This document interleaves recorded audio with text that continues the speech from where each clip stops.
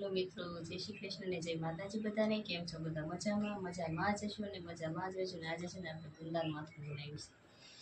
તો મેં છે ને કાલે મીઠામાં હળદરમાં ગુંદાના બી કાઢી ને બધા ગુંદાના લેપ કાઢીને સરસ મજાના કરી નાખ્યા હતા કાલે લગભગ 5 વાગે. પછી છે ને પલાળી દીધા હતા એટલે બધા સરસ મજાના પલળી ગયા. અને આજે પછી મેં સવારે 9-10 વાગે બધા ગુંદા કાઢી સરસ મજાના સૂકવી દીધા પંખા નીચે.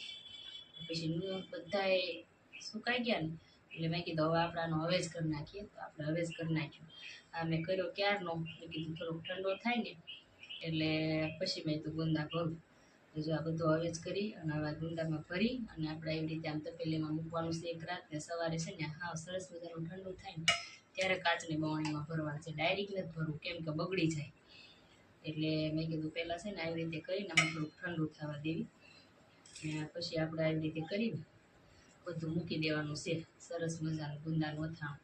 તો આજે છે ને આપણે ગુંદાનું અથાણું બનાવ્યું છે. તો અથાણાનું બધી રેસીપી મેં તમને મોઢે કીધી છે, કરી પ્રોસેસ નથી બતાવી. તો વિડીયો ગમીને તો લાઈક શેર ને સબસ્ક્રાઈબ કરી દેજો. અને જો તમારે જોયું હોય ને રેસીપી તો મને કમેન્ટમાં કહેજો. જો કે આ રેસીપી તો બધાને આવડતી જ હોય, હર કોઈ કરે છે. એટલા માટે પછી મેં બધી રેસીપી પૂરી બતાવી નથી, કારણ કે મારે કોઈ વિડીયો કરવા વાળું હતું નહીં. તો મેં કીધું હવે કાલે જ કરશું કીધું. એટલે એકલા બધી મહેનત કાલે આપણે કરી નાખી હતી. જો આવી રીતે છે આપણું બધું ગુંદાનું અથાણું. હવે આ ભરીને હવે મૂકી દેવાનું છે. ગુંદાનું અથાણું છે ને મને એકને જ ભાવે છે. આ ઘરમાં હું આ મારા માટે કરું. ખાવું હોય તો ખૂબ ખાય એકાદો ગુંદો, નહીતર ન ખાય.